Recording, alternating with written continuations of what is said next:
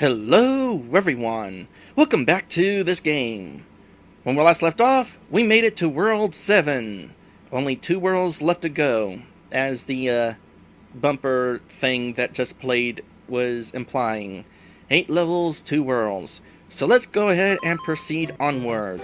Into a snowy region, it seems like. It's not the first one we've encountered. But it's interesting that there's also some snowy locations that Mario has to trek through in order to rescue Princess Toadstool. Peach Toadstool, Peach. So, when we last left off, I was talking about how Princess Toadstool is called Princess Peach in Japan, and then suddenly she's Princess Peach in English now. And Beard Forest brought up something interesting. He said that in Mario 64, she signs the letter as Princess Toadstool, then Peach, implying that Toadstool is either her last name or part of her title. I like to imagine that... Ooh, this is dangerous. I like to imagine that Princess Toadstool's full name is Princess Peach Toadstool. And it just so happened that starting in Super Mario 64, Mario is on a first-name basis with her. So, good job, Mario. You've rescued her often enough that you're friends now. But only friends.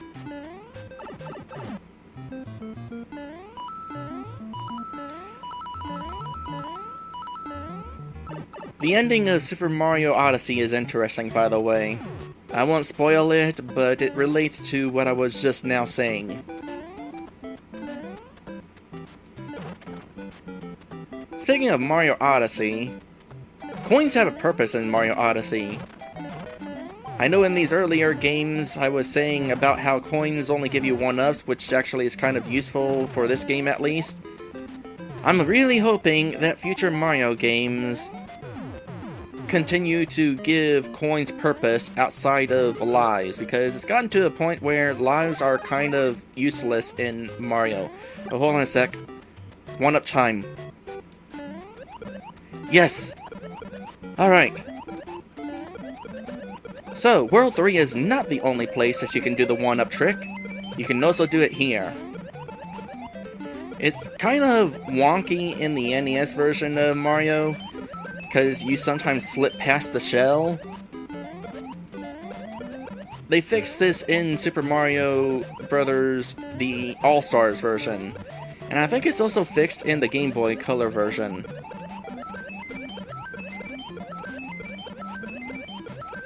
Ah, nice amount of 1-ups. Like I said though, don't go over 128. I know this game doesn't display properly above 9 lives, but trust me, don't go to 128 lives or past it, because your next death will be an instant game over. Dang negative lives. And again, you have to be big for some reason. Maybe it's possible to do the 1-up trick while you're small, but I've never accomplished this, and I have no idea what makes the physics different between being big and small.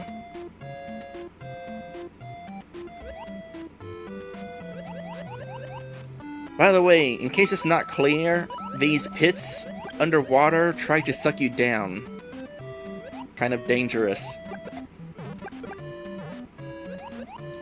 Come to think of it, Mario is underwater, and he is not running out of breath. Why is it that in the 2D games, Mario can stay underwater indefinitely, but in the 3D games he has an air meter? Or in Mario 64's case, it drains his health. And yet somehow in Mario 64 it restores his health if you happen to be on the surface of water. Oh, also Super Mario 3D World, you can breathe underwater as well, despite it being a 3D game. I like it better when Mario is not running out of air.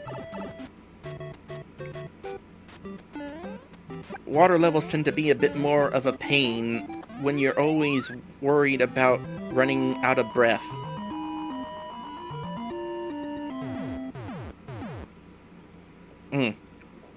Beer Force says, I remember finding a trail of ants in the house when I was 2.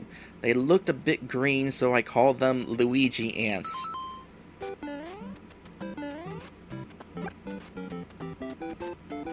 Interesting. I'm not really sure that I would call Luigi an ant, but at the same time, it would almost be a compliment because ants are kind of strong for their size. I mean, they're ants and they're pretty easy to kill, but they can carry things many times their weight. They are strong little buggers. By the way, another rehash level here, this time of a level from World 2, but they made it more difficult by throwing Koopas into it. By the way, these flying fish are annoying. That just needs to be said right now. Yep, definitely annoying. Interestingly, I think they're based on actual flying fish in real life. I mean, the fish obviously don't really fly, but they definitely have these really large fins and hop way out of water. Maybe not that high out of water, but definitely pretty high. Alright, 7-4. This is the other maze level. And it's kind of trickier because the paths are a little bit more complicated this time. So here's this section. I think what I need to do is start at the bottom, go to the middle, and end at the top. Yep, I was correct. So the next section is this one. I start at the top! I think I go down here, then go through here, and then through here? Something like that. I think your goal is to go through specific checkpoints, and I'm not sure where the checkpoints are specifically. I seem to recall, though, in Mario All-Stars, if you bump your head while going past the top checkpoint, it counts it wrong, despite you going through the correct path. Not sure what's up with that. Okay, get a little further up so I have room to get under you. Well, I died, but I didn't touch the thing. It would be really cool if at some point I can show off that glitch. Actually, there's a similar glitch if you happen to do that trick If you happen to do that trick while you're Fire Mario, you'll take damage and get small, but the game won't count you as small, so you can still throw fireballs, so you'll just repeatedly become big every time you throw a fireball, and then go back to being small when you're not throwing fireballs. It's interesting. I'm not sure I've ever performed that one specifically. I've only done this trick where you die and win at the same time. That is so many hammers.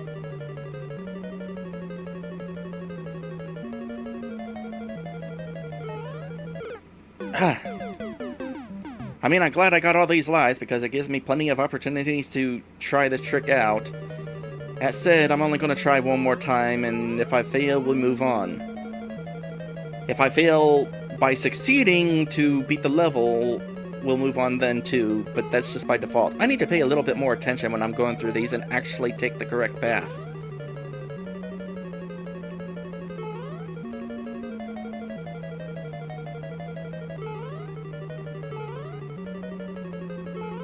By the way, how do you like the song selection from this game? It's paltry, but not bad. You got the overworld theme, you got the cave theme, you got the castle theme, you got underwater theme. They're not great songs, but I definitely like the overworld theme. Especially in its length. It's a surprisingly long song for being an NES song. Anyway, here we are in the final world of this game. Maddie says that 4 songs was good for its time, and they're all pretty decent. You know, that's true. Up until this point, video games didn't really have very many songs, so it's not unusual for this game to only have 4. It's still an improvement over an Atari, which may have had 1 song sometimes. Let me double check. Okay. I wanted to double check what pipe I wanted to go down, but it's not in this level. I'll go down the pipe in this level when I'm playing on hard mode.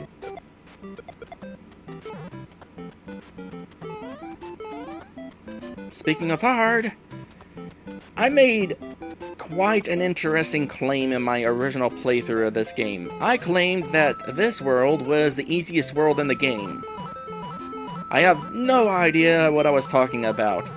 Like, I said that this world was easy for me because I played it so often, which if I skip all the way to World 8, sure, but somehow I also made the claim that I played this level more often than I played the first level in the game. And it's like, how is that possible? Maybe I'm talking like Game Genie. That was a thing back in the day. Remember Game Genie? It was a cheating device that you could plug your game onto, and then you plug the Game Genie into the NES, and this jump right here gave me trouble so often. But it was pretty cool, the sort of tricks you would have with Game Genie. Like, you could make it so Mario moon jumps. You could give yourself infinite lives. You could also make some really crazy stuff happen. Glitchy stuff. And I can't think of anything glitchy specifically. So, sorry I don't have any examples. I do miss my Game Genie. Even if it did break my NES a bit. The thing about the Game Genie is it does not fit perfectly in the front loader NES. And so it kind of pushes the connectors crooked, which to my understanding is responsible, at least partly, for why it is so difficult to get NES games working. Like, I'm sure you know the stories about having to blow on the cartridge in order to get it to work. Which, by the way, is a myth. Blowing on the cartridge does not work. You know what actually works? The fact that you're taking the game out and putting it back in. That is what fixes it, because you're readjusting the connectors.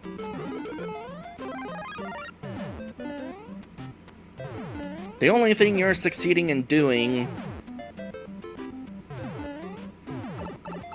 What? I call shenanigans on that.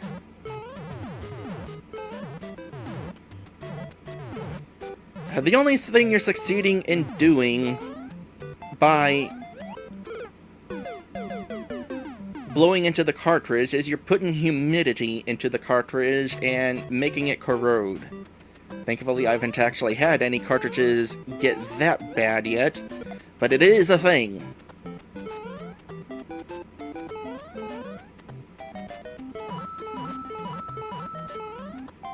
By the way, Lakitu does not follow you throughout this entire level. He gives up around this point here, which is good news. Also good news that that 1-up always respawns. The 1-ups that are in invisible blocks, they don't respawn. But that one, since it's in a visible block, does respawn.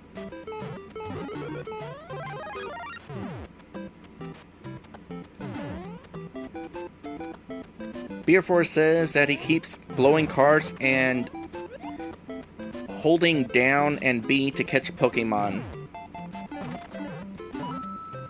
Okay, I was wondering what was in that one. Okay, waiting for that one to shoot. Although they can shoot in rapid succession, so just because it shoots doesn't mean I'm safe.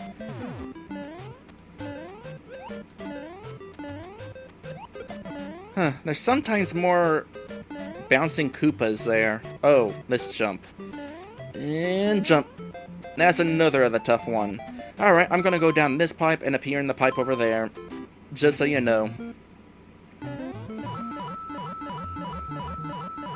It's not terribly worth it to go into the pipes in World 8, by the way, because your time limit is kind of short in World 8, especially in the first level of World 8. You saw that I was really close to running out of time. I had like 20 seconds.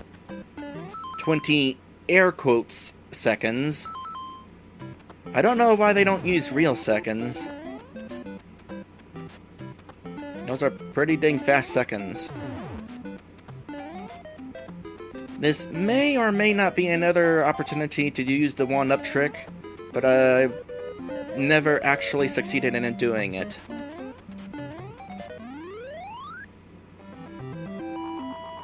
Maddie is back with pizza. Cool, what kind of pizza you got?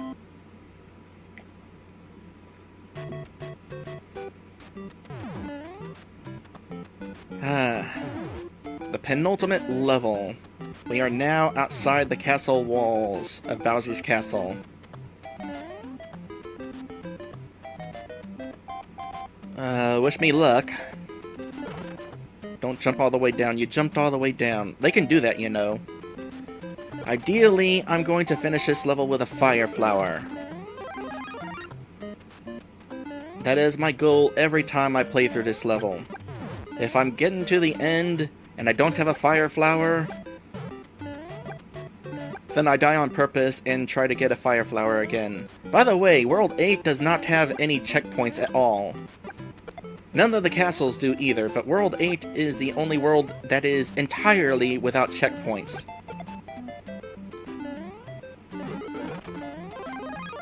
And also, the last castle in the game does not have any power-ups. More importantly, I want a fire flower for this point because we got Hammer Brothers on the ground. They're kind of hard to get through. Their hammer throwing may or may not have a pattern. Let's study it for a moment. I mean, you could probably go under them if your timing is really good, but no. Okay, I'm gonna pause so I don't run out of time by pointing this out.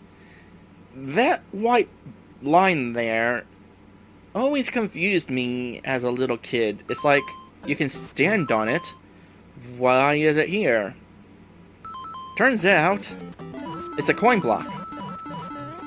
Now, in the Super Mario All-Stars version, the castle walls are not in the foreground, but instead parallax background, which makes that particular block stand out quite a bit. Not only because it's not scrolling with the background, but also because it's a different color, which kind of defeats of hiding the purpose of it.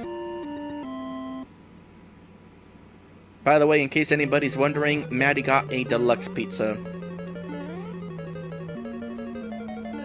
Is that like meat deluxe, or like vegetables? I am not a fan of vegetables on pizza. I mean, I can tolerate them, but... Okay, so you probably noticed how that piranha plant just disappeared. I just remembered that World 8 is another maze, 8-4. And these rooms also loop. And I think the reason why that particular piranha plant disappeared is because we're in the start of a loop. We left the end of the room that the piranha plant was popping out of, and we were at the start of the room where there's no piranha plant. Also, I think just about all of the pipes can be gone down, but if you go down the wrong pipe, it sends you all the way back to the start of this level. So I'm not going to demonstrate that, but I'm just going to go ahead and demonstrate where the loops are. By the way, that pipe there is the correct exit. Kind of evil to hide an invisible block to it, but I imagine it wasn't terribly difficult to figure out. I'm not entirely sure how I figured out some of these mazes, actually. I mean, World 8 probably was able to figure out on my own, but like World 7, I'm almost certain I had to use a guide to figure out. Oh, flying fish. That's dangerous. We got fish because the next section is an underwater section. So we've already looped. Oh, I mean, I was planning on losing my power-up anyway, but not yet. I was about to show this off.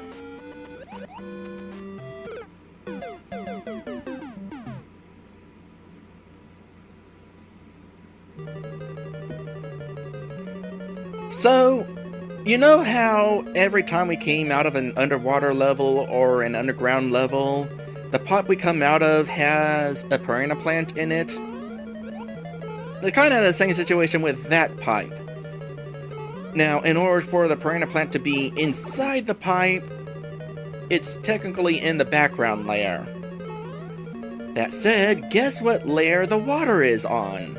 It ain't the background layer, it's the foreground layer. So, the piranha plant is behind the water, and yet its hitbox is almost completely active. Almost, because you cannot kill it with a fireball.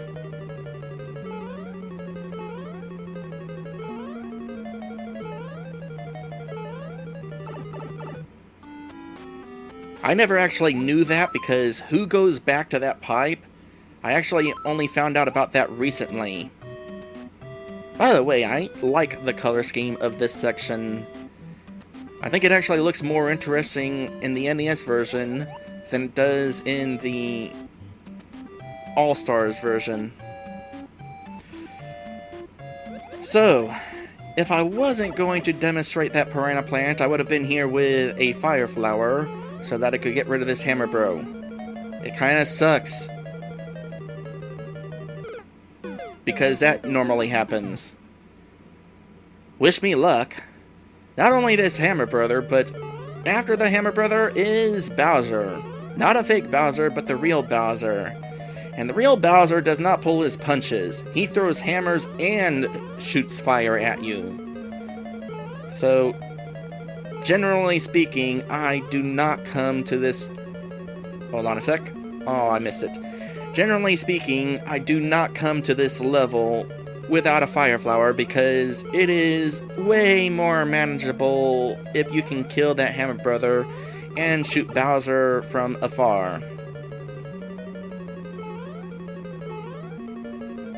But now that I'm small, it's definitely got kind of difficult.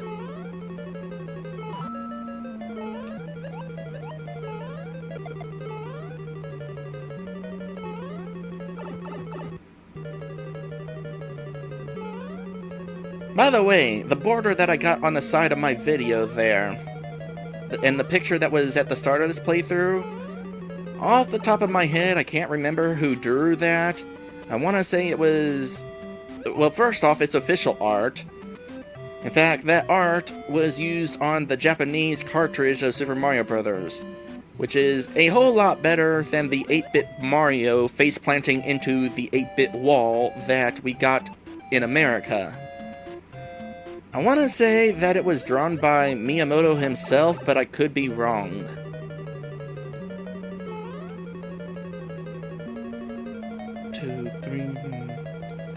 One, two, three, four. Going for it! Thank goodness that missed. Don't blow fire. He landed on me. I hesitated. Well, it's a good thing I got Crown Y lives. Hopefully I won't need all Crown Y of them. Crowny lives? That's what we'll say. I got Crowny lives. I like having Crowny lives. They are... It is a royal amount of lives that I have.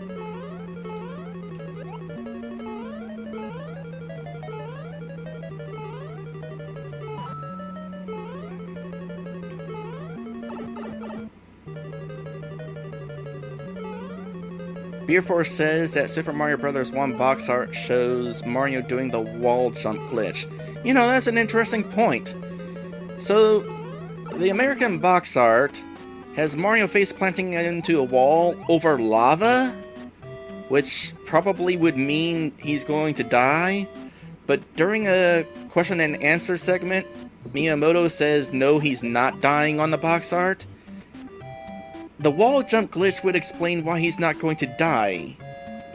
The way the wall glitch works is there are certain points in the wall, like every tile, like the top of every tile or something,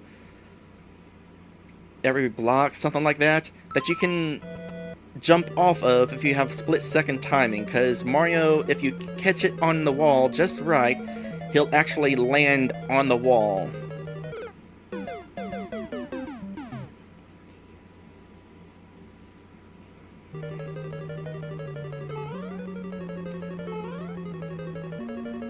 You know, in hindsight, I probably should have practiced this level without the fire flower.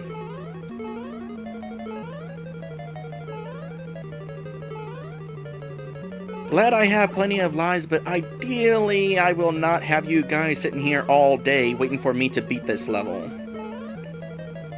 I don't have all day.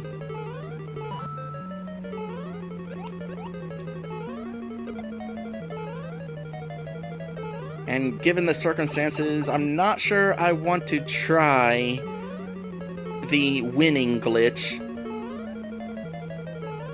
when it's already hard enough to win. I'd rather not risk accidentally dying without touching the axe.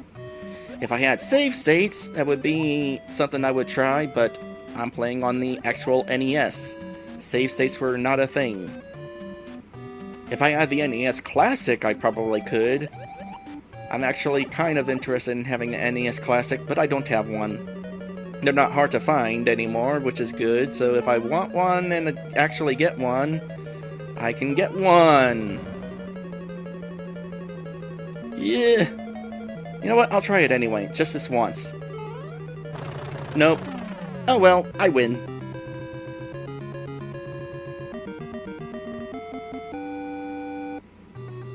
Thank you, Mario. Your quest is over. We present you a new quest. In other words, hey Mario, I'm gonna get kidnapped again.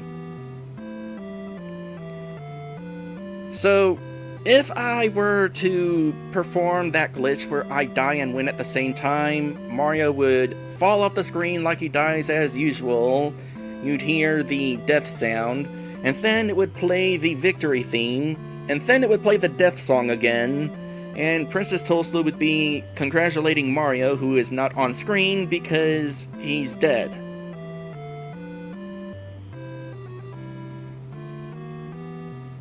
Believe me, it's interesting. So, I have beaten Super Mario Bros. Now she mentions pressing B to select a world, but we're actually going to hold off on that. Basically, she's telling us that we can go anywhere we want in the game's hard mode, which I will be doing in the next stream. This stream has already gone long enough, therefore I have no reason to do hard mode right now because I don't have time. So, thank you guys for watching. Hopefully this was pretty interesting. Like I said at the start of this, my original Let's Play of Super Mario Bros. Sucked, and so my goal here is to do a much better playthrough, and I think I accomplished my goal. Of course, any feedback you have would be nice. That said, I will see you here at Twitch on Wednesday, guys, for playing through hard mode and also trying out the Minus World. I'll see ya then.